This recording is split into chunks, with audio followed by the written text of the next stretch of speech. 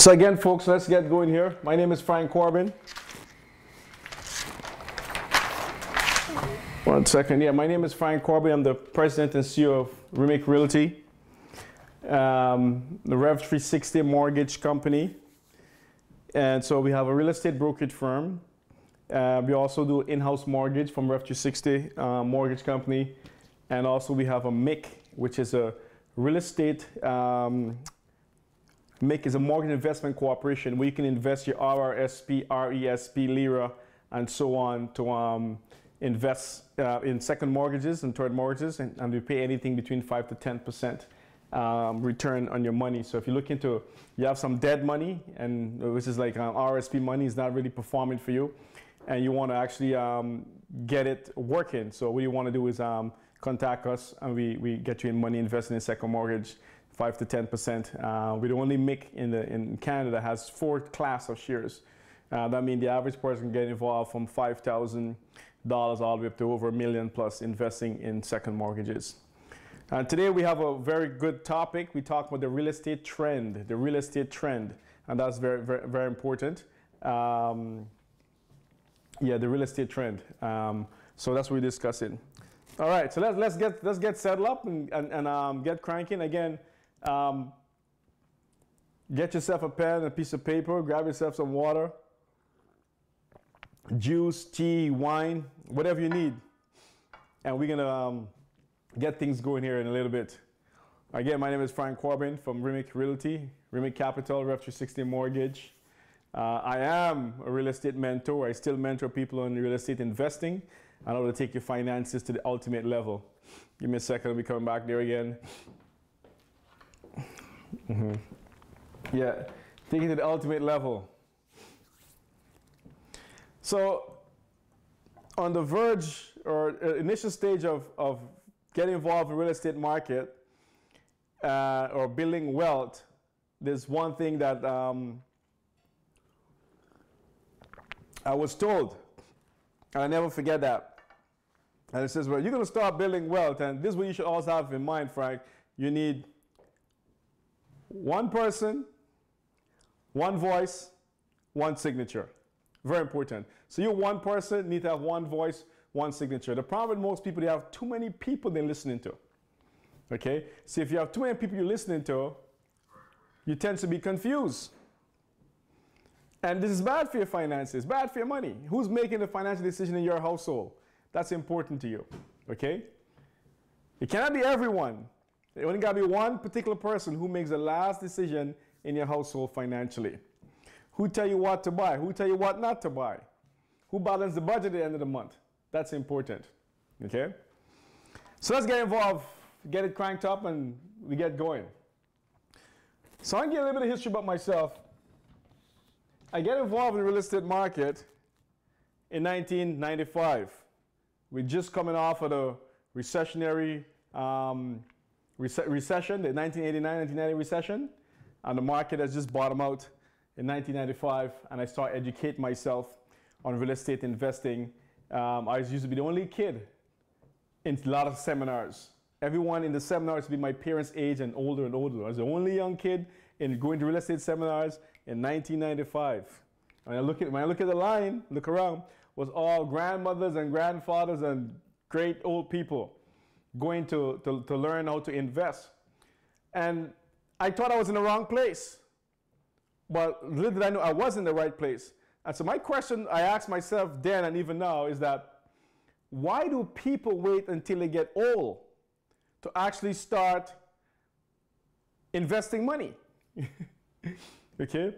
Why do people wait until they get old before they start investing money? And I don't know why. Because you invest money when you're young, not when you're old. Okay? Very simple. Okay? So 1995, I purchased my first property in 97. Okay? 1997, I purchased my first property in 97. I paid $260,000 for that property. Now, everyone assumed at that time that the market was cheap. They all assumed the market was cheap. Why they assume that? Because they look at the price of the property. Well, that's not the only way to assess real estate, folks. That's just one way. It's not the only way. Okay, so the price was cheap. But at that time, you were paying anything between 6 to 8% of interest rate on that property. That's what you were paying. 1 second. No, it should be fine. Yeah, it should be fine, I think. No? Okay. It should be fine. 1 second. 1 second, guys. Can't correct that. How do you correct that? Yeah. All right? It should be good. Yeah. All right. Yes. So let's continue. Just have a little technical error thing there. So let's get back on track. Yeah. So at $260,000, everyone assumed that real estate was very, very cheap. And that wasn't the case. And the reason why it wasn't the case for me, because at 8% interest rate, my monthly mortgage was $1,953 a month. Can you believe it? $1,953 a month. So this wasn't cheap. The price was cheap, but this wasn't cheap. So when you get involved in real estate, you don't only focus on the price of the property, you also focus on the terms. The terms is also important, okay? Because the terms what makes it affordable for you to buy or not buy.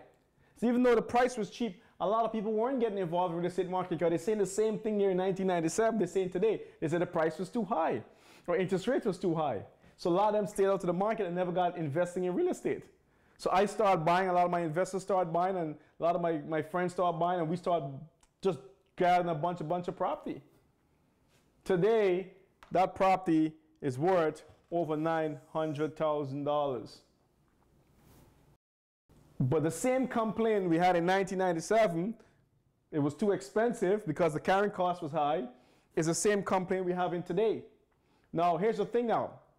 From 1997 to now, the property has increased over 3.5%. That's about 350%. The property's increased in price. If you look at 260,000 to 900,000, it's increased ridiculously. Okay? Now, this was the average affordable price at the time, or the average affordable property at the time. Things have changed since. You get involved in the market today, and look at this. The average affordable price is $550,000. So at $550,000, and look at the interest rate now, 2.49%, your carrying cost is about $2,300. See that? In over 20 years, from $1,953 a month in carrying costs to $2,300 in over 20 years, and the property price almost doubled. Well, it's not the same property, but this property went to over $900,000 based on the location. Getting involved in the market today is on $550,000 plus or minus, depends on what kind of property you're looking to get on board with. Okay, and that's what we're dealing with here.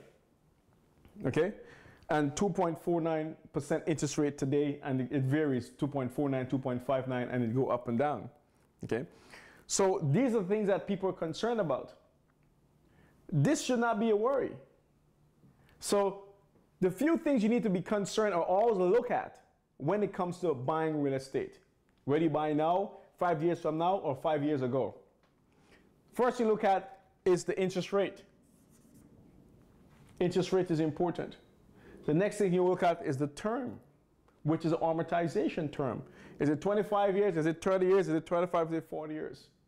Those are the two things that the government use to organize or manipulate the market, or keep it or stabilize the market, the right term I should use. Okay? What most of you focus on is your down payment. Down payment does not affect your monthly payment that much. Then you focus on your price. How much am I paying for it? Okay? How much has to come out of my pocket, which is my down payment? Those two things is not that important. Because I'm going to show you this. From 5% down, I increase it to 10% down, it's not much change in your monthly carrying costs. What would change your monthly carrying costs ridiculously is your interest rate and your amortization. Those two things are important. So in 1995, we bought a property at $260,000, 5% down, that's only $13,000. As we continue 550, it's only $27,000. $900K is only $45,000 at 5% down. Those things has not changed. Now, most people can come up with this kind of money. The 13, the 27, or even the 45, that's easy to come up with. Now, even though you have this, what can be very difficult and strenuous to lots of you is if the interest rate is not in your favor or amortization is not in your favor. And that's what's going on. Right now, we're in a good real estate market. And the market is going to continue to boom. So despite what you hear in the news and the newspaper articles, we're not going anywhere anytime soon. They say you're looking for a bus, blah, blah, blah. It's not happening anytime soon. And here's why, a few key indications. First, oil prices are down compared to years ago. So there's a lot of revenue and job loss in the oil sector. So because oil prices are down and our export becomes very minimum compared to years ago, the government of Canada is forced to devalue our dollar. That's why you see the exchange rate is almost 25 to 30% from US to Canadian. They devalue the dollar to increase investors and consumers, foreign consumers, to come into Canada to buy, to shop, and to invest in our country. When that happens, it creates more jobs and products of sales and more revenue for the government. Okay? Right now in Canada, the only things on fire is the real estate market. So the government cannot afford to kill the biggest revenue stream in the country right now. Not only real estate have the biggest revenue stream, it also have the widest employment, direct and indirectly, right across the country. And that's why this stuff is amazing. So you're worrying about all the newspaper articles and the TV shows you're listening to tell you get out of the market, stay out of the market, blah, blah, blah, all that kind of stuff. No. Continue to buy more real estate. Now, they're talking about affordability rate has been increasing. Okay? And let's address that. Okay? So affordability rate is increasing. So they're saying the average family cannot afford to buy real estate at the price that we're at right now.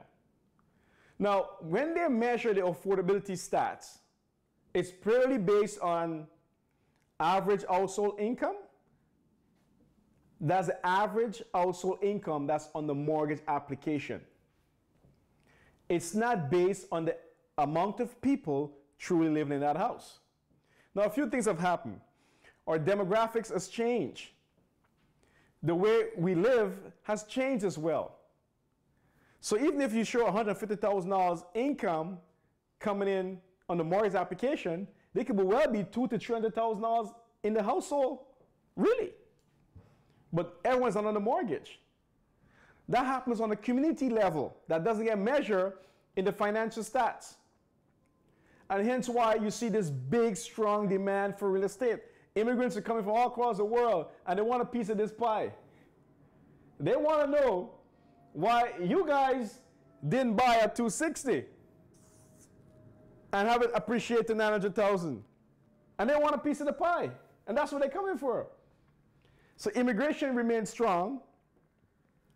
We have lots of people come from all over the world, and that trend continue to come. Okay? And more people buying real estate, the price appreciating like crazy. And every time the price appreciate in mass numbers, the government has two options. Number one, make adjustment on the interest rate. Next is make adjustment on the amortization. That's the only two options they have right now. Now, we have about a 1% play in interest rate. So if the price becomes too high, expect to see interest rate drop into 1.49%, or even 1%, or even 0% on a 5-year fix. You guys, you listening to me?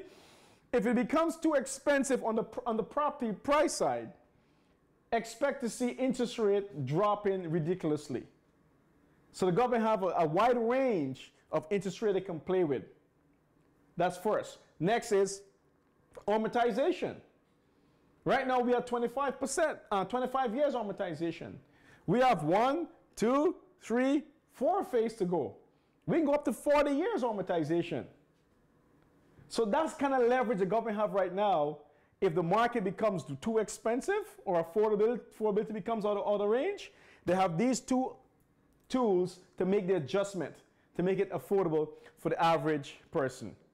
Now, it doesn't matter what happened in the real estate market. It doesn't matter what happened in the financial market. It's one thing the government has to maintain every given time in every country. It's to make housing affordable for the masses. So look at this. In 1997, it was almost $2,000, $1,953. Right now, it's about $2,300 a month. It has to stay affordable, where the average person can afford to get involved in the real estate market and continue to buy more and more homes. So you're in a good spot. Keep buying. The next thing you need to do, folks, is if you have any questions, make a note of them. At the end of my presentation, I will address some of your questions and will answer some of them for you. What else going on? So we have 3 key cities that I focus on when it comes to real estate trend and immigration trend and immigration ports. I focus on London, England. I focus on New York City, and I focus on Toronto, because the financial numbers is very good in these 3 key cities. They're international ports. They have diversified culture, diversified economy, and a strong immigration strong immigration masses continue to go to these 3 key cities every living day. So if you're living in the Toronto area, count yourself lucky. Go out and buy as much real estate as you can, because you have people coming all over the world every living day. They come to Toronto, they come to New York City, and they come to London, England. And out of those 3 key cities, Toronto is still the cheapest to buy a nice piece of property and build some wealth. And the real estate market will continue to increase in price as the demand continues. And that's not stopping anytime soon. The finances look good. The employment rate look good. And it continues. And there's a lot of things happening in the city that people don't really pay attention to. There's what the government track, and they monitor those numbers from employment to everything else. And there's something happens on the community level. There's community employment that doesn't get tracked properly in the financial system. And you need to pay attention to that. Look around the communities and see what's happening in the GTA, and you get to see exactly what I'm talking about. The rental market, as house prices continue to go higher and higher, most people, or the average person, going to be restrained on how much property they can buy. As a landlord, if you own investment properties, this is your opportunity to increase your rent and get top market rent for your property. So if a person can't buy, they have to rent from you. You can get top market rent for your property, and you'll be just fine. Continue to buy more real estate. So my prediction is the government can start doing more and more interest rate decrease or amortization expansion to get the price, to get the affordability down, so the average person continue to buy more and more real estate and keep our economy going nice and clean, and everybody is going to be making lots and lots of money. If you're an investor buying, or if you own your own home, you can see a lot of appreciation on your property. The good thing is now, with interest rate being so low, at let's say 1.85% or 2.49%, your monthly payment to your mortgage, over 57%, is going towards your principal. So you've never seen that in history. And that's where the real estate boom is happening right now. So the boom is when you pay your mortgage every single month, folks, 57% of your monthly mortgage payment is going towards your principal.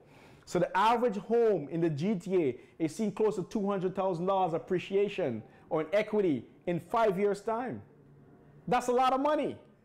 $200,000. You would never, ever get that opportunity again. Never you're going to get that opportunity again. $200,000 in 5 years by doing absolutely nothing. You just buy the home, and you hold on to it. And it's appreciating great in value. It's a great opportunity. So you should buy more, 2, 3, whatever you can afford to buy. Just keep buying more real estate. What's happening now? So that's on one side of the investment side. The other thing you need to look at is affordability. Some folks are finding the prices are too high, especially for investors. The price is too high, the price too high, the price too high.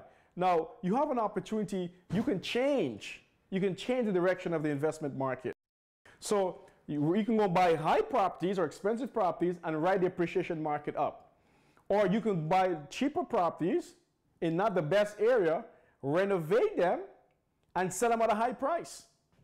That market is opening up nice and slow right now. So if you want some stuff, call us. We get you going. Again, you can buy expensive property and get great appreciation, or you can buy cheaper properties, renovate them, and you get quick appreciation in a short time frame because people who cannot afford to buy the expensive home going to buy those average home for you on a decent price, and you make a lot of money doing that. If you want to flip it, you want to twist it, you want to rent it out, you'll be just fine, and you can't go wrong in the real estate business. So the market trend right now, before, like everyone says, buy low and then sell high, the market is different right now. Now you have to buy high and sell higher. Okay, you buy high and sell higher. And that's what you have to focus on. So if you're going to flip or you're going to get in and out of the market, you're buying high and selling higher, you can't go wrong. Okay? What is happening here? So yeah, again, my name is Frank Corbin from REMIC Realty. We have a real estate brokerage. We also have a mortgage brokerage in-house, Ref 360 Mortgage. And we have REMIC Capital. In pre-release launch right now.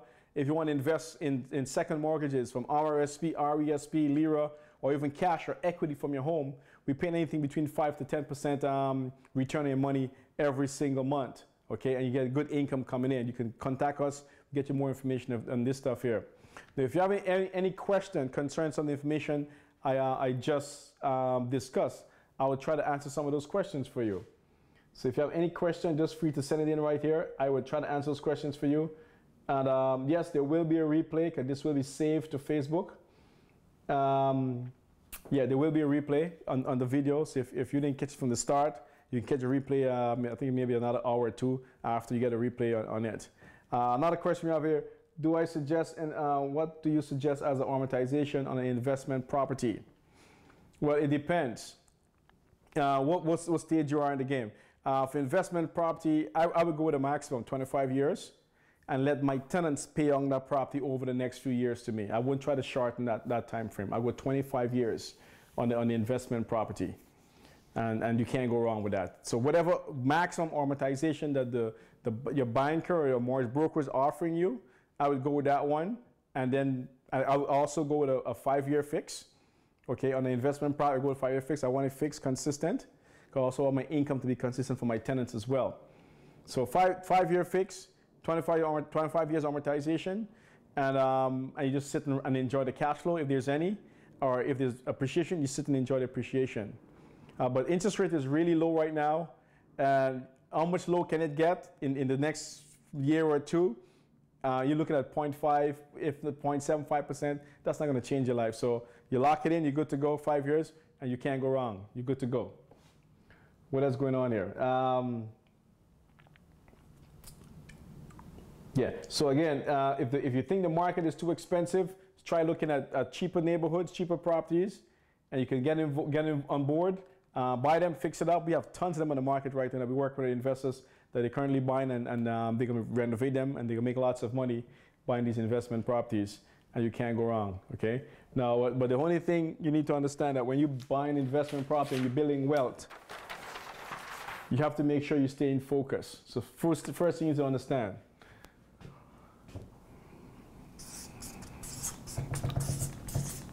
What's your vision? You need to have a vision. Who's guiding you to the path of success? Okay, or where you thinking? What you want? Why you want to own investment properties? Why you want to own real estate?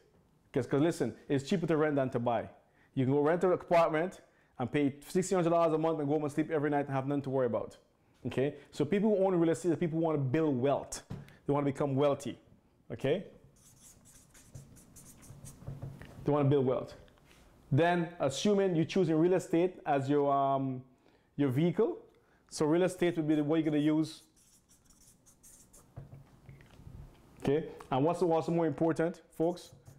You need mentorship.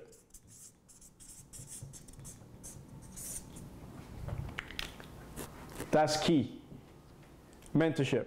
The problem with most people, they have too many people they're listening to.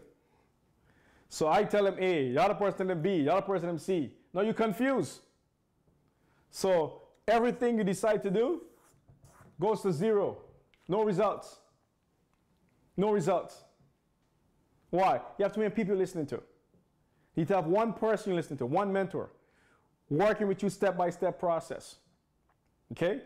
Next.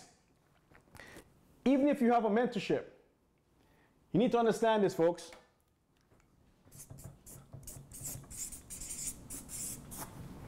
How to jump. Very important. And some folks are frank, what does jump means?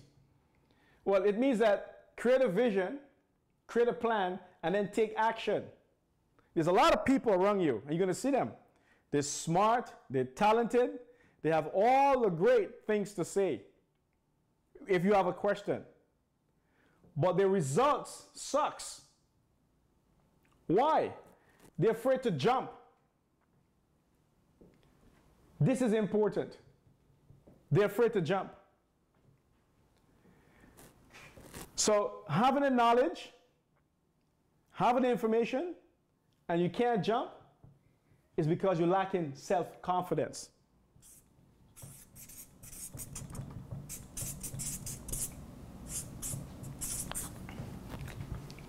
Self is very important.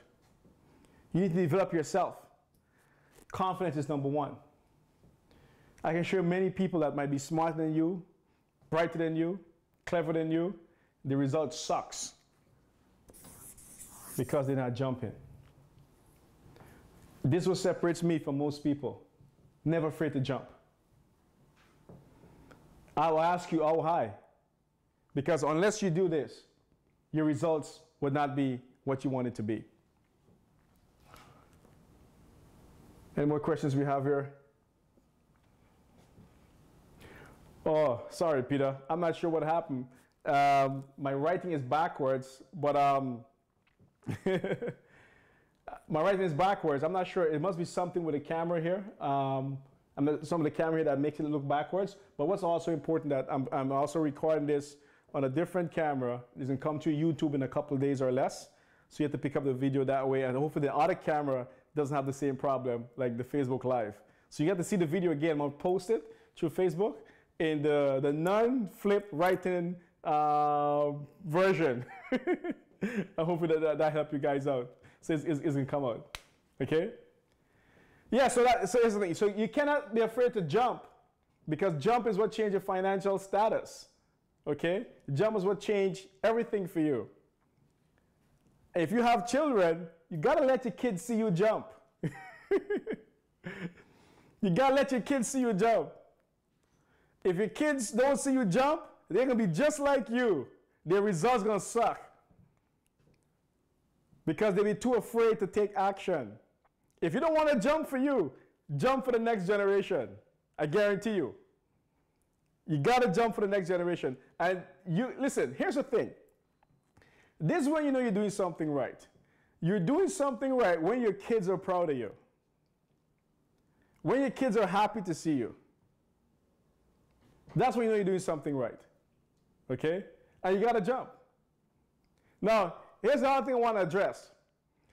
If you have a bunch of friends and you're the only successful person around them, run. Run. You don't want to be the only successful person around a group of people. Very bad. Because they're going to suck you of your talent, suck you of your knowledge, and give you nothing back in return. Next thing, folks, taking compliments from somebody who's worse off than you. When a broke man tells me I'm rich, I'm running. Because his value or level of success is very limited. Okay? You want people of equal peers, of equal success, to comment on your achievement. So you need to stop listening to broke people. Anyways, folks, I'm going to wrap it up again. So in 2016, moving forward, we have like another 3 more months to close off this year. And you still have an opportunity to get some properties under your belt. Whether you're buying your first home, you're buying an investment property, just contact myself at remicrealty.com, or you can call our telephone line 1-888-887-3642 and contact me, and the password is jump. So Frank, I want you to teach me how to jump, because I'm telling you, unless you jump, your next generation going to have nothing to look forward to. If you already passed, listen, we have 4 quarters to play with, right? We have 4 quarters to play. I'm not going to write on the board because you guys say it's backwards. I'm going to waste time. I'm just going to explain to you. So the first quarter is between age 1 and 20. The second quarter is between 21 to 40. The third quarter is between 40 and 60. And the fourth quarter is between 60 and 80. Because the average person in North America die between 80 to 85, 83, whatever that number comes out to be. Okay? So some folks are getting closer to 50 and 60 and they haven't jumped yet. Okay? So you're in third quarter and you haven't started playing for the fourth quarter yet. And people say, well, don't worry, age is not important. Age is important when it comes to wealth building. Because the energy you will have at 25 and 30 years old, you won't have the same energy at 55, 60, or 70 years old. Okay? The risk you will take in 25, 30 years old, you won't take that same risk at age 65, 70. So age is important when it comes to building wealth. Now, do you want to be jumping at age 70? It's going to be hard on your knees. So it's best to jump when you're young. So if you're already past that age of jumping, what you should do, grab your kids, get them on board, get them investing, get them to start educating themselves in real estate or some form of business model and to change the financial situation in your family, in your family's life. Okay? So again, folks, my direct line, you can call my office is 1-888-887-3642 and ask for Frank, and the password to talk to me is called JUMP because I'm teaching you how to jump. And also we have mortgage in-house, real estate, building portfolio. I'm going to personally mentor some of you. And also we have REMIC Capital, investing your money in second and third mortgages. Okay, now another thing was going on. This Saturday the 10th, at my office between 10 a.m., no, not 10, between 12 p.m. and 2 p.m., we have a seminar on REMIC Capital on that particular day. So Saturday the 10th, between 12 and 2, we have a seminar on REMIC Capital. Come out, is absolutely free and no cost to you. Come and get information on this portfolio package on the REMIC Capital, all the information you're going to be here concerning how to get yourself involved in using RSP, RESP, LIRA, whatever feature you have in your investment portfolio. Invest in second and third mortgage, getting anything between 5 and 10% return on your money. It's fixed, it's consistent, and you can't go wrong. Okay? What's going on here?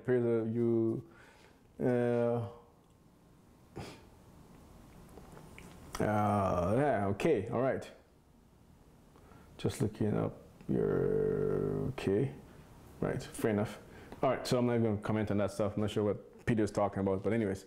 Yeah, so that's what's going on. So again, you can message me directly on Facebook here and answer some of your questions. If not, call me, we'll get you going directly. Again, thank you. My name is Frank Corbin. Have yourself a good evening. All right. And don't forget to jump.